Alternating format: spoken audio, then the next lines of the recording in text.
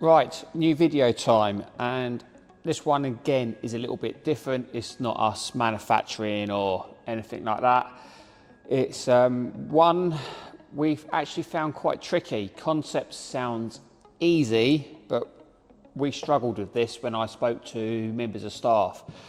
And today's is, if you've got a new joiner, apprentice, improver, basically a new person starting right at the scratch, who has no tools and they've been there a little while and they're looking to stay and actually start their world in joinery, what tools do they start by?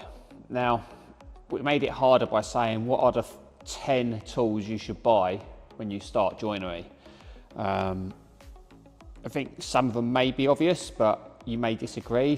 And I also understand that every workshop is different.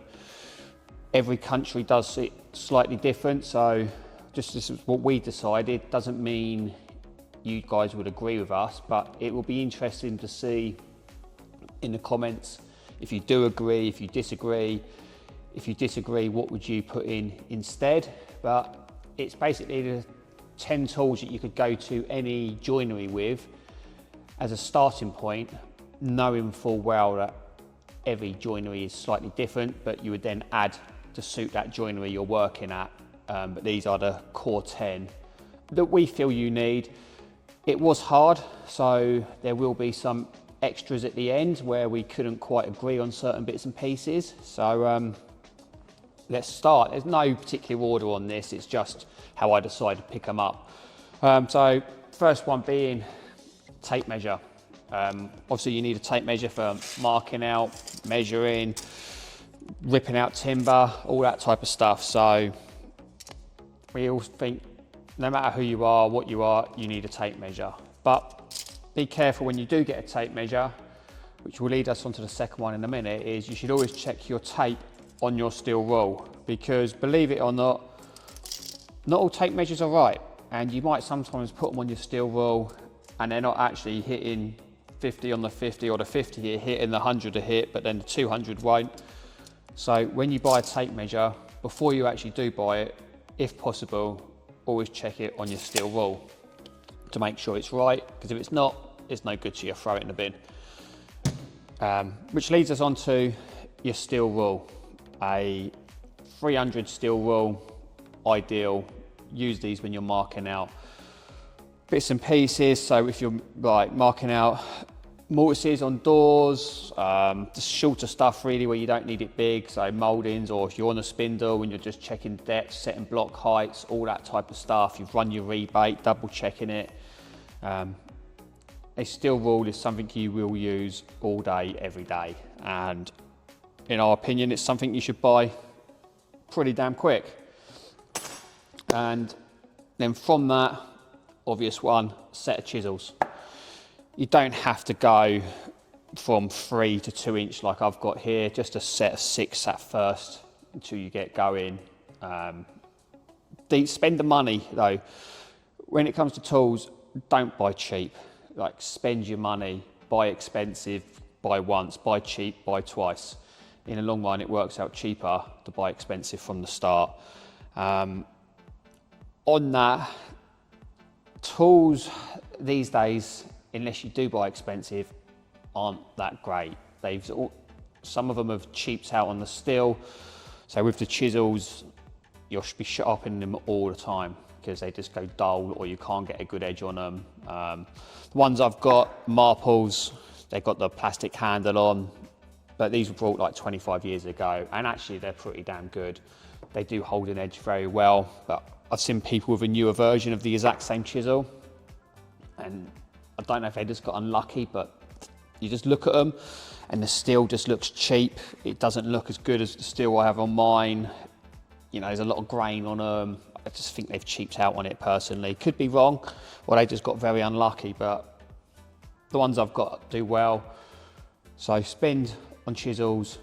Probably even when you go look at getting tools, you're probably off going to like old tool shops or boot fairs and stuff like that, because the older tools are the best. You know, the old Record, the old Stanley, all that type of stuff from 50 years ago or whatever. even though it might be a bit rusty, you can clean that all up and it will be far better than a lot of tools you buy today. Unless you go like Lee Nielsen, Versatas, Clifton, all that type of stuff, but that's big money stuff and you probably don't want to be going there at first. So some of these old tool shops are the best place to go. Old wooden handle chisels, really good, can't complain. But that's what I would do, decent set of chisels. But if you get a decent set of chisels, you need to be able to sharpen them. So what's that? 1, 2, 3, fourth one, sharpening stone. Back when I started, everyone was on an oil stone. I do have an oil stone, but I don't use it anymore. I don't think I've used it for like 20 years. These days, you either see people on the Japanese water stones or diamond stones. I personally use a diamond stone just for the ease and less mess of water stones, but you've got to line like 4 of them up and go through all of them and stuff. So for me, diamond's nice, quick, easy. But sharpening's a whole different ball game by itself. Everyone sharpens different. There's no right or wrong way of doing it. If it suits you and you get the result you want, don't worry too much. But you know, we can do a video on how we sharpen chisels, but everyone in here will sharpen slightly different. But the main thing is backing off. Make sure you back off your chisel so it's nice and flat. Unless it's flat, you never get it sharp properly. But other than that, you can work it out, and yeah, we can do a video if needs be. From that, once you've got a nice set of chisels, you will be having to hit them with something. So these days, I would say it's best off to get one of these 4 double-headed hammer, basically. One head, one side is nylon, the other side is rubber. This is basically 2 tools in one. 2 tools in one. You can use the nylon side on your chisels. It's not going to damage them. It'll be nice, no problems whatsoever. You don't want to be using a hammer if you've got wooden handled chisels. And really, yes, they are split through 4 hammers these, but if you're in a joinery workshop and you're using a hammer on a chisel, kind of gets frowned upon. Might just be me in the workshops I've been in, but you generally get frowned upon if you're using a hammer on a chisel, which is why you should be using a mallet. And with this one, so you can use the chisels on one bit, and then with the rubber, you can use it for like when you're putting stuff together without damaging it, pushing doors together, or anything you want to do really, but you don't want to be using a hammer on. Old school people will say you should have a wooden mallet. Completely agree. This is my one I made myself. It's got a rosewood head with an ash handle. I used this for years and years and years on my chisels. But I have moved over to this now, because this is basically a 2-in-1. So this is, I will bring this out now and again just for, you know, reminiscing purposes. An old boy, I had to make this myself. We had an old boy where I used to work, used to come in every so often. He used to do all the old fancy stuff that no one else could do. He'd make his own tools by hand, up the old planes and stuff, if he had mouldings on handrails and stuff. So he was really good. And he basically said, here we go, here's a lump of rosewood, here's a hammer, a mallet for you to copy, make it.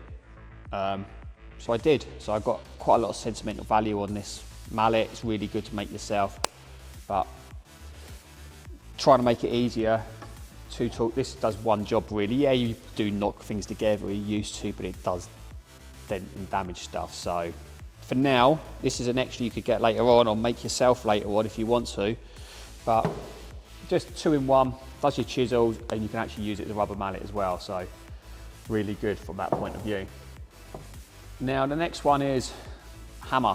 I have done a hammer thing on my channel before where I have got different types of hammers, but all round hammer, 20-ounce B-swing, short, you don't need a big long handle. We're not doing anything too major. This will get you going, you know, and this will do anything you need it to do. You can wedge upstairs with this, you can wedge up doors with this and all the rest of it.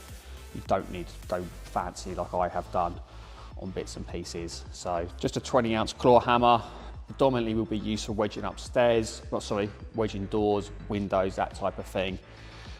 You will use it for stairs as well if you go down that route, and it's just quite versatile. You will find you're using it on bits, whatever that will be. So that should be one you have as well.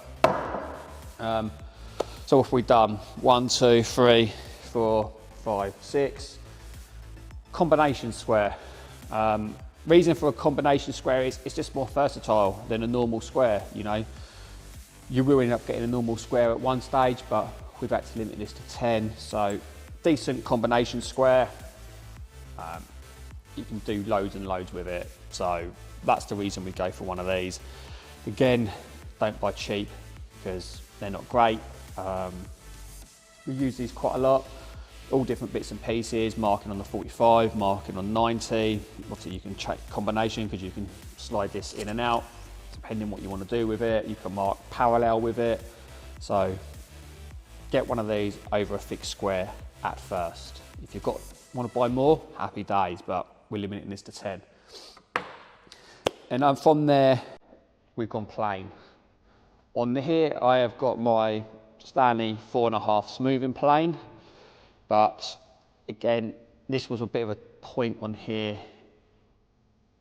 Some people in here don't even use these anymore. Most people I'm finding are using a block plane, smaller, easier, but some plane of some sorts. It depends on where you are, what your workshop does. I personally love my 4.5. Brilliant little plane, ideal, it's nice and heavy, so it's not bouncing all over the place. It's got the weight to hold it. Nice and sharp, absolutely brilliant plane. And I actually, where I started, I'm pretty sure I was told to get one of these before block plane, but other people in here disagree and they think you should have a block plane first. Again, it's a personal preference thing. As long as you've got a plane, the idea on it is a plane to start off with, some sort of plane, and then you can do whatever you want from there. You will end up getting more. You'll go from smoothing planes to block planes to rebate planes to side rebate planes to tri-planes to compass planes. The list goes on. But it's a starting point, some sort of plane. And from there, Tenon saw. Yeah, just need a saw of some sorts, really, just for cutting bits of wood for whatever it is you're doing. Cutting joints sometimes you won't be able to do on machines, so you will need a Tenon saw for it. It's more, you won't use these all day every day, but every so often I'm using a Tenon saw. I can't really think off the top of my head right now for examples that I'm doing for, but I do use them, bits and pieces. So a great bit of kit and something you should have in your toolkit because you're always going to need one. And then from there, drills. So, you know, even though there's two here, an impact driver and a drill, kind of put them both together. If you really don't want to, throw the impact to the side for now and get yourself a drill, because at least you can drill with it and you can put a bit in it for screwing. You can just change it around. But you know, some places I know run off compressed air, so they will already have them there, but a lot of places these days don't, so you do need a set of drills for doing whatever you're doing, drilling through frames. You can then screw them together, which is why it's easier to have both. Drill the hole through, clearance hole, then pilot hole, and then use this one for whacking the screw in. So that is the 10 that we came up with. Now, we've not brought pencils and all stuff like that into play here because I'd imagine the workshop and like you're working at will supply them for you. Again, same with your bits, posi 1s, 2s, all that type of stuff. I'd imagine they will supply them for you because they are consumable bits which will break, so they generally supply them.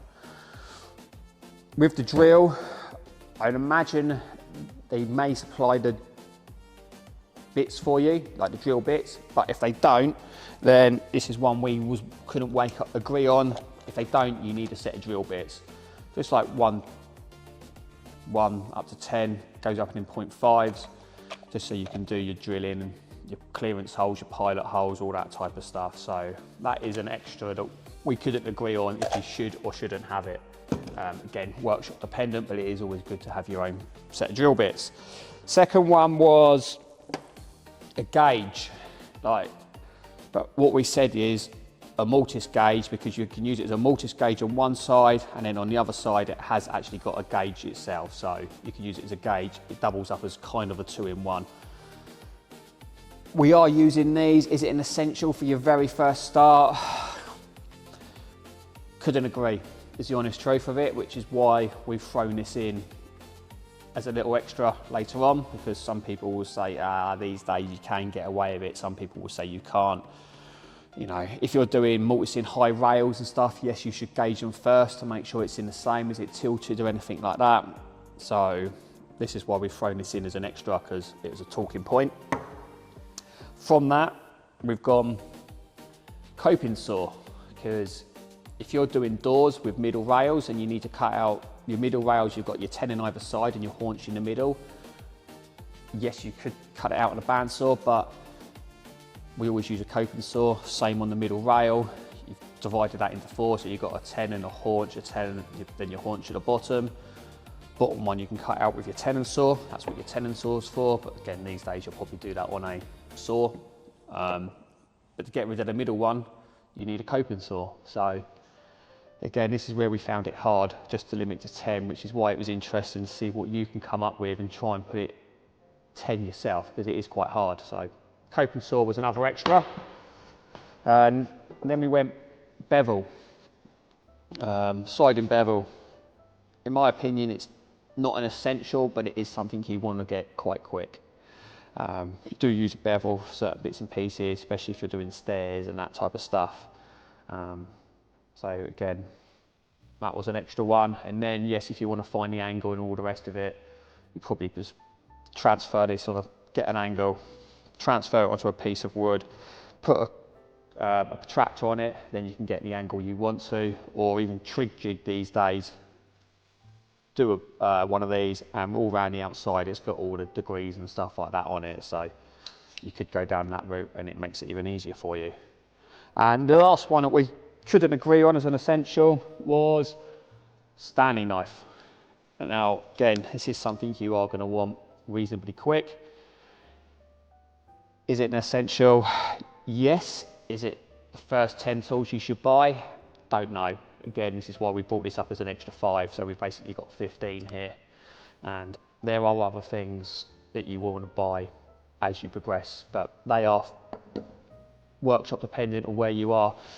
But there is one last controversial one, which some of you will agree on, some of you won't, some of you will say is a complete waste of time, is vernier gauge. We use a vernier gauge here all the time when we're machining, just to make sure like everything is as we want it. If we're doing box frames, double checking the groove and then the parting bead that goes into that. It's just easy. When we're setting up joining blocks, we use vernier gauges. We use a vernier gauge pretty much every single day in here. So is it an essential tool for your first 10? No, but should you get one? Yes, in my opinion, definitely. You should always have a vernier gauge. So that is our opinion. It would be really great to see what you do and don't agree with, and if it has helped you or anything. So please leave a comment below to say agree, disagree. If you disagree, what would you put in instead? It'd be really good to hear everyone's feedback, because obviously people in America might have a different opinion, people up north in England will have a different opinion, people down west and like that, and it all depends on, yes, we have got gouges and all sorts of stuff, but are they first 10 essentials? Really not sure. But no, thank you for watching, and yeah, I look forward to reading the comments.